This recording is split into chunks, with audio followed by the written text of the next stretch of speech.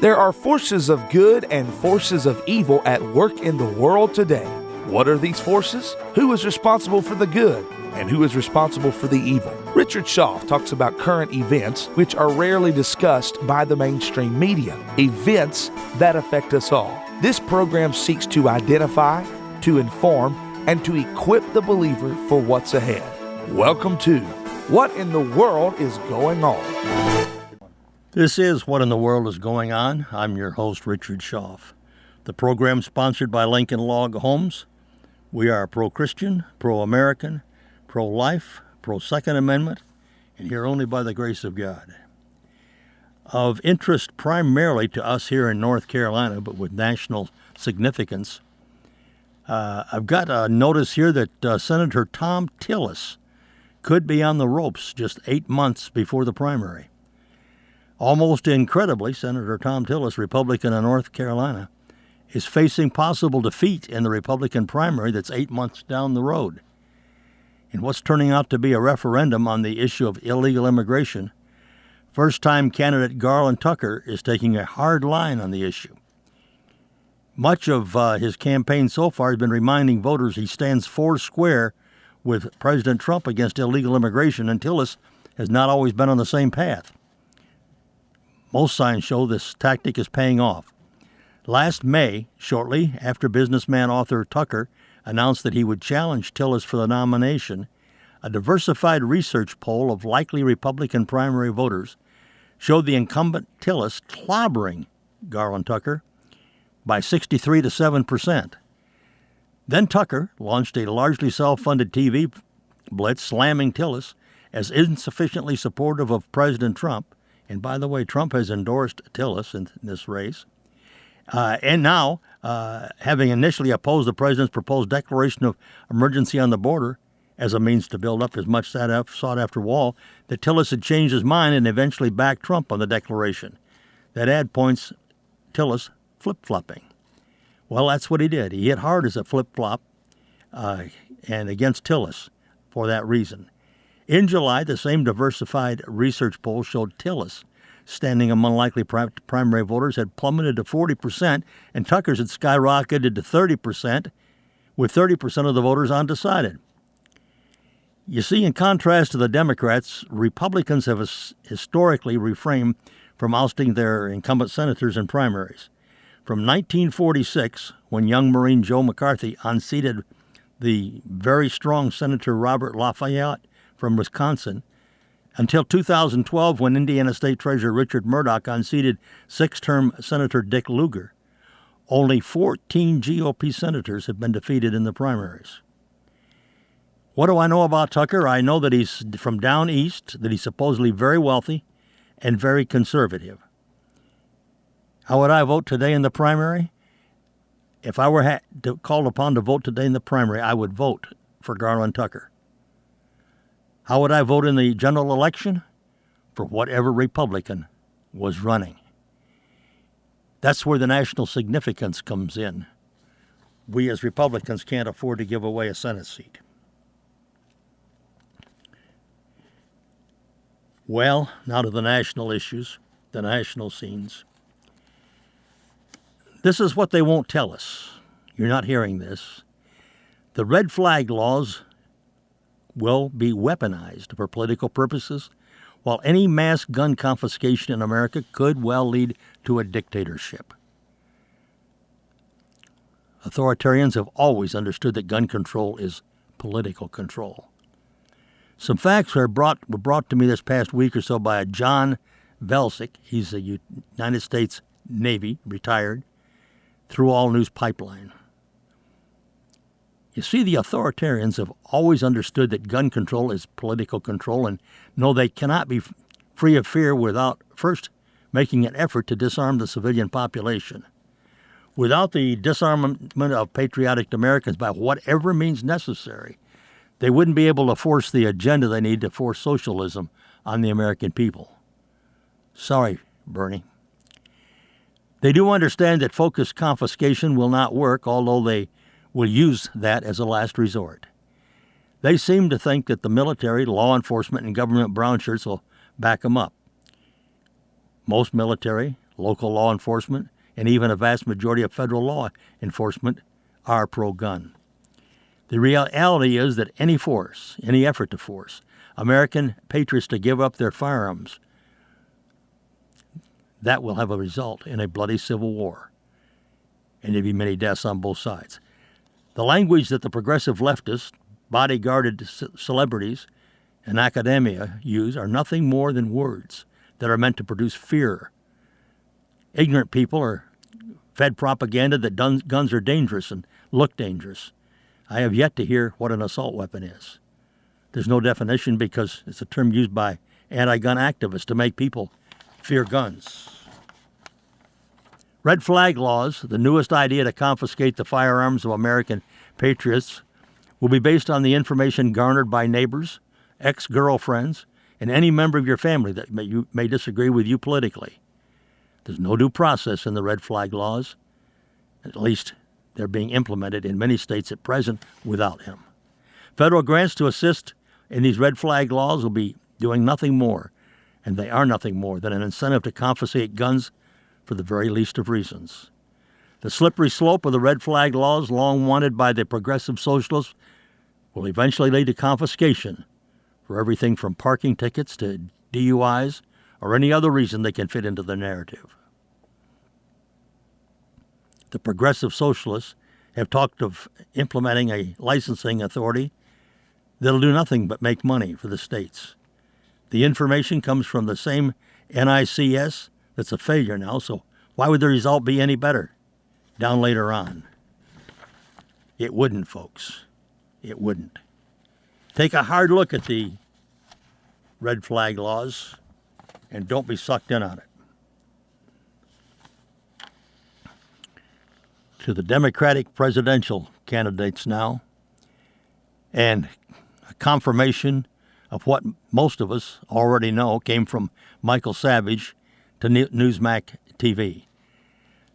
The radical fringe of the Democrat Party has taken over its narrative, which will ultimately cost the party votes at the ballot box. This is from author and radio host Michael Savage. He said it during an appearance recently to Newsmax TV.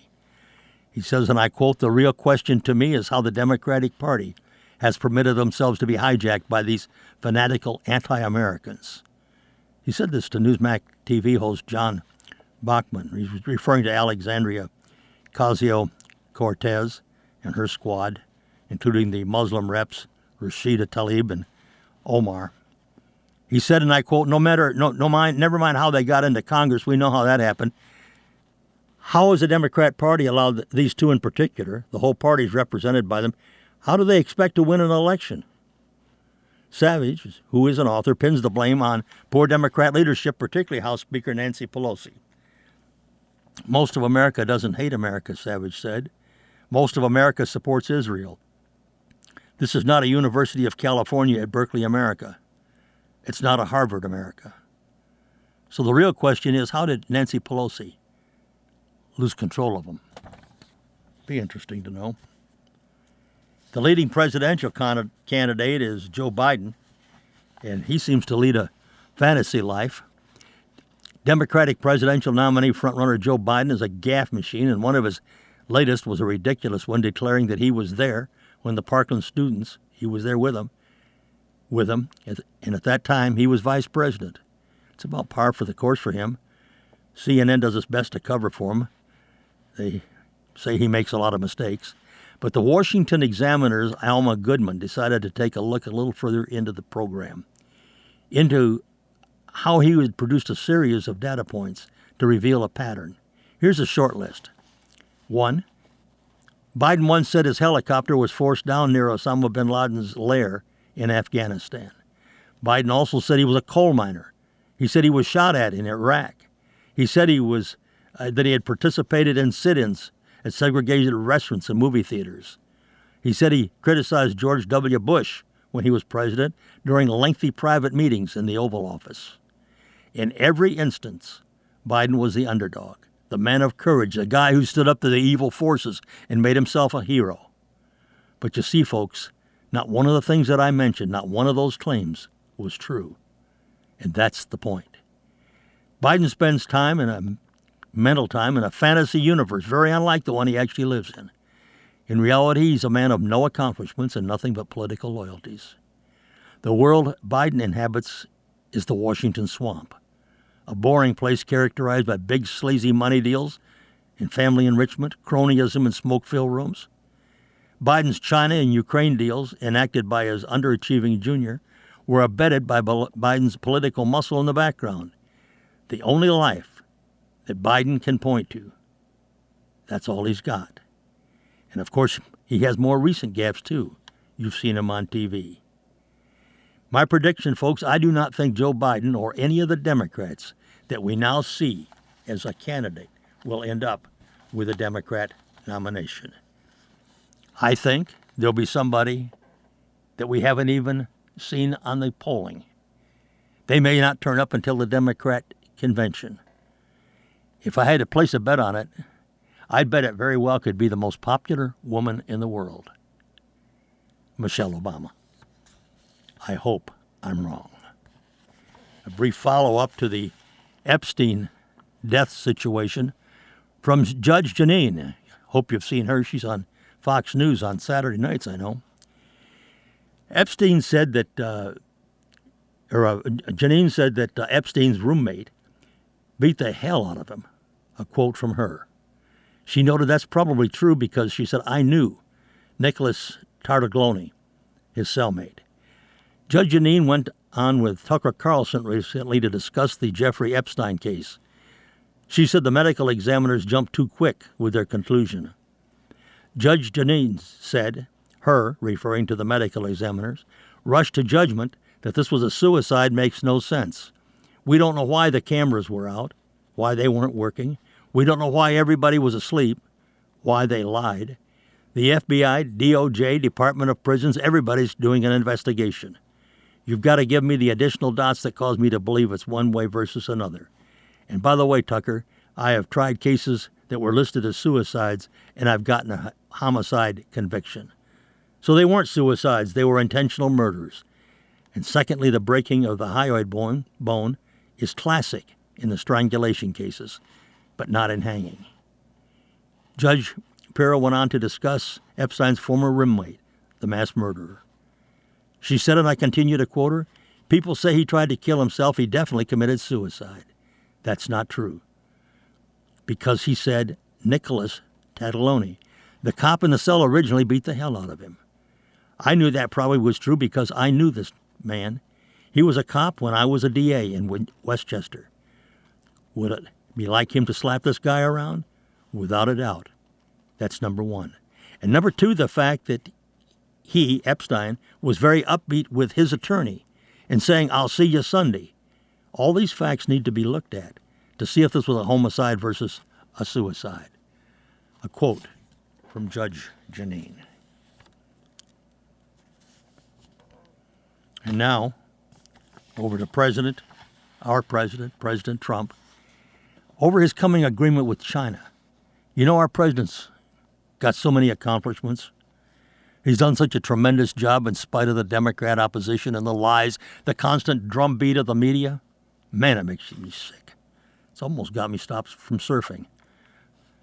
Anyway, let's take a look at what Fritz Pettyjohn thinks could be Trump's coming agreement with China that's going to amaze everyone. During the course of his remaining 5.5 years in office, President Trump will come to an understanding with China. This according to Pettyjohn. Trade will only be a part of it. There'll be an established concord or state of agreement between the two most powerful nations in the world. It's going to result in a peaceful start to our 21st century. Trump will cut the part of the deal sometime between now and the election, 15 months from now. He'll time it so he receives the maximum political benefit. It's going to ignite the markets, and the economy will assure him of re-election. The sticking point of any deal with China is enforcement. The Chinese are not good for their word. Well, Trump has thus far insisted that the terms of the deal must be written into Chinese law. But the Chinese president's been unable to deliver. His power is somewhat limited sometimes. Well, eventually, Trump will relent on enforcement, and the deal is cut. After all, the laws of the communist government aren't worth the paper they're written on anyway. The only real enforcement of a trade deal with China is going to be American retaliation when the Chinese cheat. Our President Trump, knows retaliation. Also, any trade deal between the two most powerful economies in the world comes with an expiration date. Regardless of its terms, it'll remain in effect only as long as both countries remain satisfied with it. So whatever concession Trump will make to get a deal, they're only temporary in nature. It's the deal of the century. And President Donald Trump, he was born to make it, folks. Thought I'd like to share that with you. And now, today's Saturday, August 24th. Trump just arrived in Europe for the G7 meeting. Sure glad it's him there. They said he wouldn't be very welcome. You know why? He's going to step on some toes. Yep, he will. He previously talked with newly elected British Prime Minister Boris Johnson, and he's going to be meeting with Johnson there. They've got a lot in common. They don't only look alike, their hair looks alike. They got a lot of the same attitudes, same bullish determination. Anyway, in a recent telephone conversation that Trump had with Boris Johnson, they discussed Brexit and a U.S.-British free trade deal during the phone call. That was last Monday, about a week ago. Great discussions with Prime Minister Boris Johnson. Quote from our president on the day of the call. We talked about Brexit and how he could move rapidly on a U.S.-UK free trade deal. I look forward to meeting with Boris this weekend at the G7 in France. This is a post from our president. A spokesman for Johnson's office said the two leaders, quote, discussed economic issues and our trading relationship. This, and the Prime Minister updated the President on Brexit. The leaders look forward to seeing each other again at the summit this weekend. I look for a close relationship between our two countries again. I guess the statue, the bust head of the late Winston Churchill still stands in the Oval Office. Thank God for Winston Churchill, and thank God for our president. One view on the president in the 2020 election says he'll be reelected, and here's why. It came to me from Dave Ball. He knows that America is great because President Trump has been doing what he promised to do during the 2016 campaign. It's great because President Trump has captured the attention and enthusiasm of a large and diverse base. The constant obstruction he's faced only energizes his base more. A lot of America, again, really care about America. On Tuesday, June 18th, President Trump formally confirmed what we all knew. He's going to run again. He's going to run for re-election as President of the United States. He made his re-election announcement in front of 20,000-plus exuberant supporters in a packed Orlando, Florida arena. There were that many or more supporters outside as well, and I understand 120,000 people had requested tickets for the event. In addition to the energy of the crowd, observers reported that it contained more women and more Hispanics than his previous crowd. Isn't that an ominous sign for the Democrats? The president's campaign theme this year is, quote, keep America great, end quote. The president's policies are working. Lower taxes have a positive effect on the economy. When the economy grows, jobs are created, unemployment falls, and people live better. Reason tells us that creating a positive environment for business will result in thriving business. This means minimal government regulation. For business to grow does not require intervention from the government. It does not require huge market-distorting subsidies. It's not helped by the government forcing social policy on business. It does not require that the government tell people how to spend or invest their money. It simply requires the government to stay out of the way. The free market works, folks. Providing opportunity to folks is far superior to subsidies for growing the market. This was the president's platform in 2016. It's working. And his 2020 platform will have to be continued building and defending of this nation and its people, keeping America great. The enthusiasm for Trump's America hasn't subsided, folks. It's still there. The Democrat Party, on the other hand, continue to drift further left. The 20-some currently announced candidates appear to be in competition to show themselves as more liberal than the rest. The general theme is that everything that Trump has done is wrong and must be reversed immediately. They're saying to the American people, we want to take away your successful and growing economy. We want to open our borders and flood the nations with illegal aliens. We want to eliminate your jobs, depress wages, and increase unemployment. We want to drive business out of the country and back overseas, and we want to increase your taxes dramatically. How do the American people benefit from that, listeners? The Democratic National Committee convention will be held in July 2020. In the near year that is, it's safe to say the current candidate stampeding will see attrition. In the end, the Democrats will place before the American people a candidate and a platform that promises a lot of free stuff. And we know that isn't really free. Big government control over people and business, massive uncontrolled immigration, oppressive regulation and high taxes. That's not exciting, particularly when fewer and fewer people require all the freebies because they're now working. Next November's election will not be a popularity contest that Democrats hope for, but rather a statement by the American people as to whether they want to continue to enjoy prosperity and security, or if they wish to give it all up in favor of a return to failed, smothering government control. In today's world, there are many common-sense Democrats whose values don't align with that party of their registration. They, along with many independents and Republicans, understand the importance of a free market economy, low taxes, individual effort, and minimal government interference. Conventional wisdom says elections are all about the economy. As demonstrated in the facts that I've given you, that may not always be entirely true. An improving economy at election time appears to be a positive influence, not a determinant one. What is occurring in the world and elsewhere in the country is also significant, as is a product the opponent is trying to sell you. The economy will play a role in this election, but so will an inferior Democrat candidate, which appears inevitable, and a Democrat platform that is distasteful to many Americans of both parties. Add to this the reality that many Americans are sick of the distortion by the media. It becomes more obvious every day. Americans are sick of the falsehood attached to the Mueller investigation. They're sick of the threats to their livelihood by unelected bureaucrats through regulation. And they appreciate that Trump takes on the bad guys. These people believe that America is a great nation.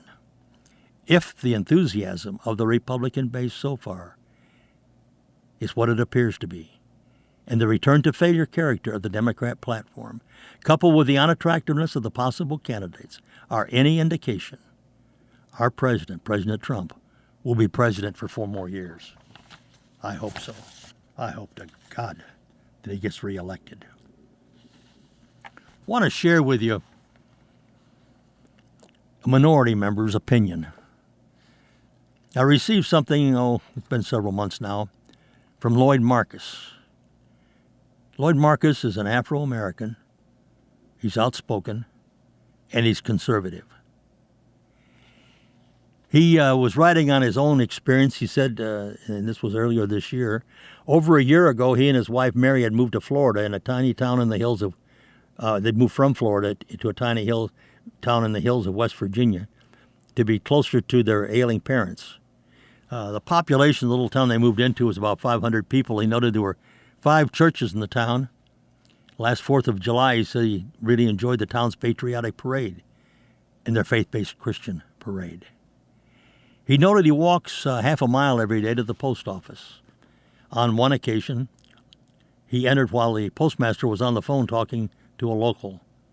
The postmaster told the person everything that was in the mailbox. Chuckling, Lloyd said, the postmaster said people called to see what they've received, and the smiling postmaster continued, she didn't feel like coming out in the snow. She asked me to tell her everything in her mailbox in case there was something important.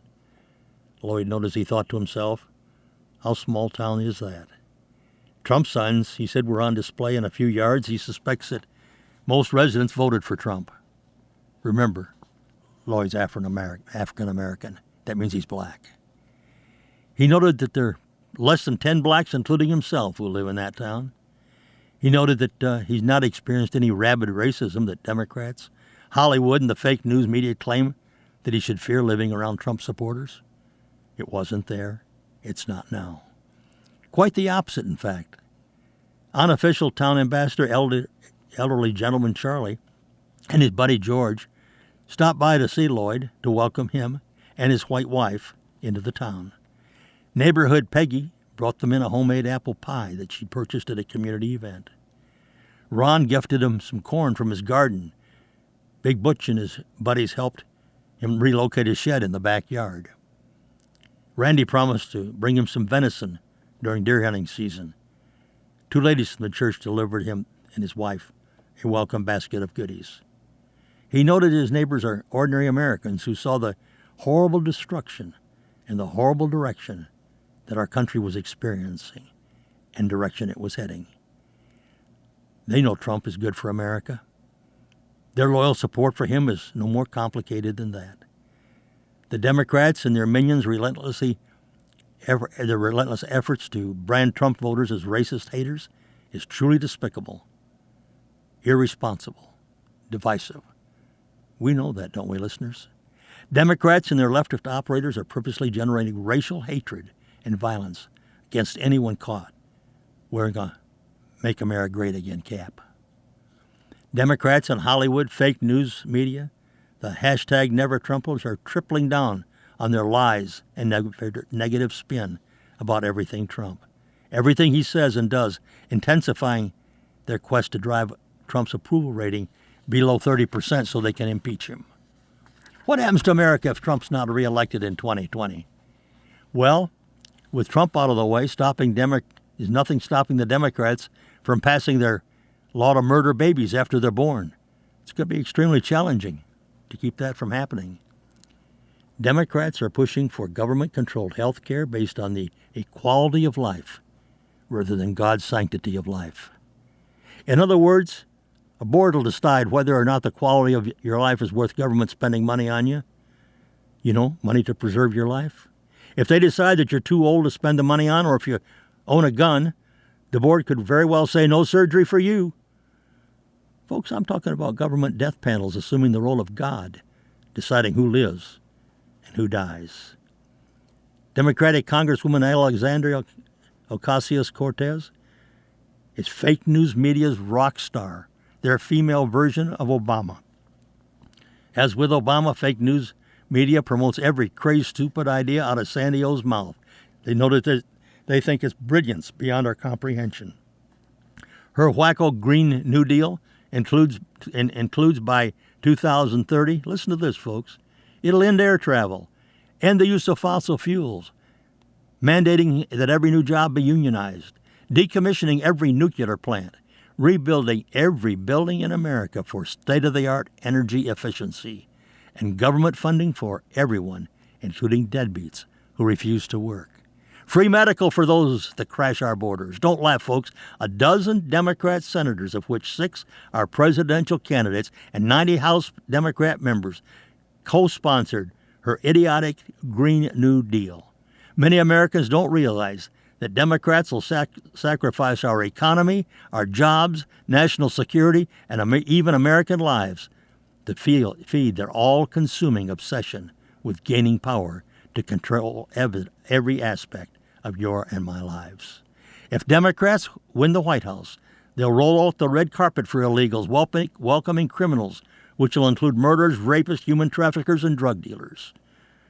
Trump has been relentless at keeping his promise, racking up 289 accomplishments for we the people in his first 20 months. Democrats winning the House would end the mark of America's first agenda.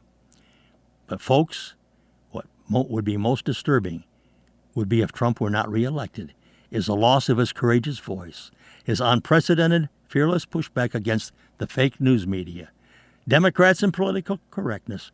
I'm so sick of the Republicans kissing their butts of partisan Democrats and the fake news media. Nothing will cause leftists to turn away from their anti-American and anti-Christian agendas. Folks, they must be defeated.